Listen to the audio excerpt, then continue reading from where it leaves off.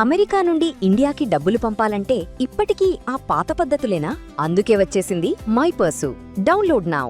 Neat re exam ప్రశాంతంగా ముగిసిపోయింది. కానీ రీ ఎగ్జామ్‌కి ముందర జరిగినటువంటి ఆన్‌లైన్ స్కామ్‌లు మాత్రం ఇప్పటికీ దడ పుట్టిస్తున్నాయి. ప్రభుత్వ వెబ్‌సైట్‌లో లాగిన్ అవ్వాలన్నా, ప్రభుత్వానికి సంబంధించినటువంటి ఫీజు పేమెంట్ చేయాలన్నా గానీ, ప్రజల్లో ఆందోళన రేకెత్తించేటువంటి ఆ స్కామ్ ఏంటి? దాని గురించి తెలుసుకునే ప్రయత్నం చేద్దాం. మనతో పాటు సైబర్ ఎక్స్పర్ట్ విశ్వనాథ్ గారు ఉన్నారు. విశ్వనాథ్ గారు నమస్తే.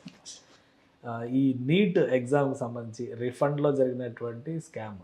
ప్రభుత్వ వెబ్‌సైట్‌లను కూడా హ్యాక్ చేయొచ్చు. మనకు కావాల్సినట్టుగా దాన్ని ఎలా అయినా నడిపించొచ్చు అనేటువంటి ఆలోచన ప్రతి ఒక్కరిలో వచ్చింది. ఏంటి అసలు ఏం జరిగింది ఈ నీట్ స్కామ్‌లో? నీట్ స్కామ్ ఏంటండి, ఇందులో మామూలుగా ఎగ్జామ్ పెట్టినప్పుడు మొన్న డేటా అది నీట్ పేపర్ లీక్ అయింది అని చెప్పేసి ఎగ్జామ్ అది ఒక ఇష్యూ జరిగింది, క్యాన్సిల్ అయింది, అంతా అయిపోయింది. టెలిగ్రామ్ కూడా బ్యాన్ చేస్తారు, ఎందుకంటే టెలిగ్రామ్లో చాలా మటుకి లీక్డ్ పేపర్స్ వచ్చాయి అని చెప్పేసి కొన్ని రోజుల వరకు బ్యాన్ చేస్తారు. ఈ నీట్ ఎగ్జామ్ అయిపోయావు అంతవరకు.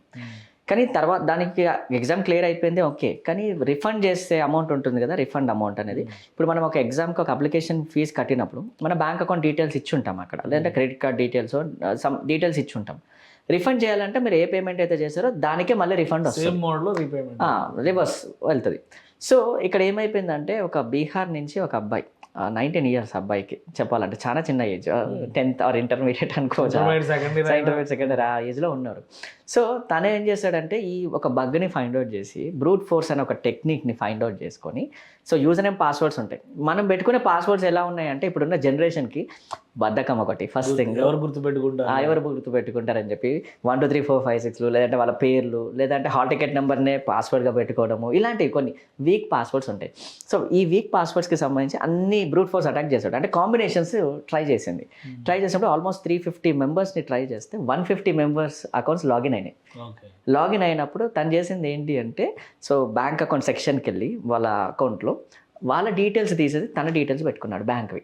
తన bank account number, IFSC code 19 years కుర్రాడు చేశాడు. పేరు నవీన్ కుమార్ యాదవ్ యాక్చువల్గా పట్టుకున్నారు ఆల్రెడీ. అది పట్టుకున్నాక మనకి తెలిసింది ఇదంతా కూడా. So bank account details set చేశాడు, సేవ్ చేశాడు, అయిపోయింది, ఎవరికి తెలియదు. సో రిఫండ్ వచ్చాయి, కొంతమందికి రిఫండ్ వచ్చాయి, కొంతమందికి రావట్లేదు. సో తర్వాత ఇన్వెస్టిగేషన్ చేస్తే తెలిసింది ఏంటి అంటే, ఒకటే అకౌంట్ 1700 రూపీస్ అప్లికేషన్ ఫీజు, అది రిఫండ్ అవ్వాలి. సో అట్లా 150 మెంబర్స్ అంటే ఆల్మోస్ట్ ఒక 1 lakh to 70,000 సంథింగ్ పోయి ఉంటుంది, 2 lakhs దాకా పోయి ఉంటుంది. సో తర్వాత ఇన్వెస్టిగేషన్ చేస్తే తెలిసింది ఏంటంటే సమ్ చేంజెస్ ఏవో జరిగాయి, ఈ అకౌంట్లో ఇన్ని చేంజెస్ జరిగాయి, ఒకటే అకౌంట్కి వెళ్తున్నాయి, ఒక అకౌంట్కి 1700 రూపీస్ వెళ్తున్నాయి అంటే డౌట్ వస్తుంది కదా. అప్పుడు ఇన్వెస్టిగేట్ చేస్తే తెలిసింది ఏంటంటే ఇది జరిగింది. ఒక పేమెంట్ జరిగితే రివర్స్ పేమెంట్ జరిగేటప్పుడు సేమ్ అకౌంట్ ఉండాలి, అంటే ఉండకపోతే పేమెంట్ అవ్వకూడదు కదా. అసలు గవర్నమెంట్ వెబ్సైట్స్ నుంచి పేమెంట్లు ఎలా అయినాయి?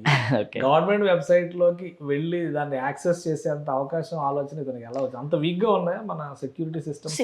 వీక్ అంటే ఒకటి ఏంటంటే అండి, ఇక్కడ పర్టికులర్ గా కొన్ని సెక్యూర్ ఉంటాయి, అన్ని సెక్యూర్ ఉంటాయని కూడా నేను చెప్పలేను. ఎందుకంటే depends on the application, develop చేసిన అప్లికేషన్ మీద డెవలప్ చేసి ఉంటుంది. కొన్నిసార్లు కొన్నిట్లలో బగ్ దొరుకుతుంది. ఇప్పుడు ఇతనికి దొరికిన బగ్ ఏంటంటే బ్రూట్ ఫోర్స్ అటాక్. అంటే ఇక్కడ అప్లికేషన్ది కాదు ప్రాబ్లం, యూజర్స్ది. ఆ యూజర్ నేమ్ పాస్వర్డ్ వాళ్ళు వీక్గా పెట్టుకున్నారు అక్కడ. ఇప్పుడు మీరు 1 2 3 4 5 6 అని పెడితే ఎవరైనా లాగిన్ అవ్వచ్చు, దానికి వెబ్సైట్తో సంబంధం లేదు. లాగిన్ అయిన తర్వాత వెబ్సైట్లో ఏం చేశాడు, డీటెయిల్స్ ఎంటర్ చేశాడు, తన ఫోన్ అది తన బ్యాంక్ అకౌంట్ డీటెయిల్స్ ఎంటర్ చేశాడు, ఆటోమేటిక్ అప్లికేషన్ సేవ్ చేసుకుంటుంది. దానికి అర్థమయ్యే టెక్నాలజీ ఏంటి, ఆ బ్యాంక్ అకౌంట్, ఈ అకౌంట్కి ఏ బ్యాంక్ లింక్ అయి ఉంటే దానికి ట్రాన్స్ఫర్ కొట్టాలి.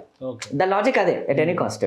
సో వాళ్ళు రిఫండ్ కొట్టారు. జనరల్ గా మీరు ఏ మోడ్ లో పేమెంట్ చేస్తారో ఆ మోడ్ లో రివర్స్ వస్తుంది. నెట్ బ్యాంకింగ్ చేసినట్టు నెట్ బ్యాంకింగ్ అంతే. అకౌంట్ మారితే అదే జరిగింది ఇప్పుడు ఇక్కడ. అదే జరిగింది. ఇప్పుడు దానికి అర్థమైంది ఏంటి అంటే, ఆ అప్లికేషన్లో సో ఏ బ్యాంక్ అకౌంట్ ఉంటే ఆ బ్యాంక్ అకౌంట్కి పంపిస్తుంది. That's what happens here. కానీ అక్కడ నువ్వు నెట్ బ్యాంకింగ్ చేసి క్రెడిట్ కార్డ్ పెడితే మోడ్ చేంజ్ అవుతుంది, అదే తీసుకోలేదు. నెట్ బ్యాంకింగ్ అంతే, అదొకటే. ఓకే, ఆ పాయింట్ ఒకటే తీసుకున్నాం. క్రెడిట్ కార్డు నెట్ బ్యాంకింగ్ ఆ రెండు మ్యాచ్ అయితే చాలు పంపిస్తుంది. దాంట్లో ఏ నెంబర్ ఉంటే దానికి పంపిస్తుంది. ఇంకోటి ఏంటంటే ఇది మాన్యువల్గా చేయట్లేదు. మాన్యువల్గా చేస్తే మనం చెక్ చేసుకుంటాం, ఓకే ఈ నెంబర్ మ్యాచ్ అవ్వట్లేదు. ఇది ఆటోమేషన్ చేస్తుంది. ఆటోమేషన్ చేసినప్పుడు దాన్ని పంపించేస్తుంది. ఆటోమేషన్ కూడా మిస్లీడ్ చేసే తెలివితేటలు మనకు 18 ఏళ్ల కుర్రాళ్ళకి వచ్చేసింది. ఎందుకంటే ఇప్పుడు ఏ వచ్చింది కదా, ఇంకా ఏ వచ్చినప్పుడు నుంచి ఇంకా ఎక్కువ జరిగాయి మోసాలు చెప్పాలంటే. సో అందుకని మొన్న సెకండ్ ఇంటర్మీడియట్ 12th స్టాండర్డ్ ఎగ్జామ్స్కి సంబంధించి సార్థక్ సిద్ధాంత్ అని అతను ఏదో మొత్తం అంతా అసలు ఎగ్జామ్ ప్యాటర్న్ మీదే ఒక ఇది రేపాడు, ఓన్లీ ఆన్లైన్ లో రీసెర్చ్ చేశాడు. ఇప్పుడేమో ఈ సిస్టమ్ ఎలా డివేట్ చేయొచ్చు అనేది ఇంటర్మీడియట్ కున్నాడే దాదాపు ఇతను కూడా చేశాడు. అంటే ఏంటి ఈ మెసేజ్ ఏమి ఇస్తున్నారు ఈ సమాజానికి ఇప్పుడు? ఒకటి సార్, నేను ఒకటి చెప్తాను ఏంటంటే, టెక్నాలజీ ఎంత పెరిగితే థ్రెట్ అంత పెరుగుద్ది. అండ్ ఇంకోటి ఏంటంటే మొత్తం డిజిటలైజ్ అయిపోయింది ఇప్పుడు ప్రజెంట్. మీరు ఇప్పుడు ఏదైనా నేర్చుకోవాలి అన్నా కూడా సో ఆన్లైన్లో అవైలబిలిటీకి వచ్చేసింది మొత్తం అంతా కూడా. చాట్ జీపీటీస్ కావచ్చు, యూట్యూబ్ కావచ్చు, ఇంకేదైనా కావచ్చు, అందులో చూసుకొని నేర్చుకొని ఇల్లీగల్ యాక్టివిటీస్ చేస్తున్నారు. ఒకటి ఏంటంటే మనం ఇప్పుడు ఏదైనా ఒక సైబర్ సెక్యూరిటీ అనేది ఒక నేర్చుకోవాలంటే ఒక ఏజ్ క్రైటీరియా ఉండాలి, వాళ్ళకంటే ఒక మెచ్యూరిటీ ఉండేది. ఇప్పుడు ఈ ఏజ్లో ఉన్న వాళ్ళకి మెచ్యూరిటీ ఉండదు. ఎలా ఉంటుంది అంటే ఏదో ఒకటి నేను చెయ్యాలి, అది అందరికీ తెలియాలి అన్న ఒక మెచ్యూరిటీ ఉండదు అనమాట. సో ఒక మెచ్యూరిటీ వచ్చిన వాళ్ళు నేర్చుకుంటే దాన్ని ఎలా మంచిగా యూజ్ చేసుకోవాలి అనేది ఉంటుంది. సైబర్ సెక్యూరిటీలో రెండు ఉంటాయి, ఒకటి మంచి ఉంటుంది, ఒకటి చెడు ఉంటుంది. మంచికి యూజ్ చేసుకునే వాళ్ళు మంచిగా చేసుకోవచ్చు, చెడుకు యూజ్ చేసే వాళ్ళు ఇలాంటి వాళ్ళు అనమాట. సో వీళ్ళకి ఆ పర్టికులర్ సెన్స్ అనేది ఉండదు. సో అందుకే ఎప్పుడైనా సరే కొంచెం అలర్ట్ గా ఉండాలంటే ఒకటి ఏంటంటే అంత ఆన్లైన్లోకి వచ్చినప్పుడు ఇంకా ఎవరైనా ఏదైనా నేర్చుకుని ఏదైనా చేసి, ఇప్పుడు ఎగ్జాంపుల్ చెప్పాలంటే యూట్యూబ్లో చూసుకొని బాంబులు కూడా తయారు చేయడం నేర్చుకుంటున్నారు. అలాంటివి కూడా వచ్చాయి, చాలా వీడియోస్ వచ్చాయి. సో అంటే ఏ కంటెంట్ పెట్టాలి, ఏ కంటెంట్ పెట్టకూడదు, ఏది ఎక్స్ప్లిసిట్ కంటెంట్, ఏది మంచి కంటెంట్, ఇది వెరీ ఇంపార్టెంట్. ఇంకోటి ఏంటి అంటే ఈ సోషల్ మీడియా వచ్చినప్పటి నుంచి ఇంకా ఎక్కువ అయిపోయింది చెప్పాలి అంటే. సో ఐ థింక్ ఇప్పుడు మన కొన్ని కంట్రీస్లలో కూడా అండర్ 18 వాళ్ళకి సోషల్ మీడియా బ్యాన్ అని కూడా స్టార్ట్ చేస్తున్నారు. అదొక మంచి ఆప్షన్ చెప్పాలి అంటే, ఎందుకంటే వాళ్ళకి మెచ్యూరిటీ లేని ఏజ్లో ఇవి అవసరం లేదు. అండ్ ఇంకోటి ఏమవుతుందంటే దీనివల్ల చాలా మంది స్కామ్స్కి కూడా గురవుతున్నారు. అంటే వాళ్ళ ఫొటోస్ని మార్ఫ్ చేయడము ఇలాంటివి కూడా జరుగుతుంది. అంటే పర్సనల్ స్కామ్స్ జరగడం అనేది వేరు, బట్ గవర్నమెంట్ వెబ్సైట్స్ అనగా చాలా హైలీ సెక్యూర్డ్ అనేటువంటి అభిప్రాయం ఉంటుంది. వాటి నుంచి కూడా ఇన్ని డీవియేషన్స్ తీసుకురాగలుగుతున్నారంటే గవర్నమెంట్ ఒకటే కాదు సార్, ప్రైవేట్ సెక్టర్లో కూడా పెద్ద పెద్ద స్కామ్సే జరిగినాయి, పెద్ద పెద్ద వెబ్సైట్లలో కూడా జరిగాయి. ఇప్పుడు లైక్ మనం తీసుకుంటే చాలా ఎంఎన్సీ కంపెనీస్లలో కూడా ర్యాన్సమ్ వేర్ అటాక్స్ అని చాలా వాటికి జరిగాయి. వాళ్ళ దగ్గర ఇంకా ఫైర్ వాల్స్ ఇంకా ఎక్కువ ఉంటాయి, సెక్యూరిటీ మోడల్ ఎక్కువ ఉంటుంది. ఒకటి ఏంటి అంటే కొత్త టెక్నిక్ వచ్చినప్పుడు బైపాస్ అయ్యే ఛాన్స్ ఏదైనా ఉంటుంది.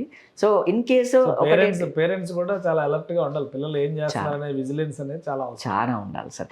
అది కొన్ని యాప్స్ ఉన్నాయి మనం మానిటర్ చేయడానికి, కానీ అది చాలా మందికి తెలియదు. ఒకటి గూగుల్ ఫ్యామిలీ లింక్ అని ఉంటుంది, అది మనం ఎనేబుల్ చేసుకుంటే పిల్లలు ఏం చేస్తున్నారు, ఎక్కడికి వెళ్తున్నారో, ఏంటి యాక్టివిటీ చేయొచ్చు.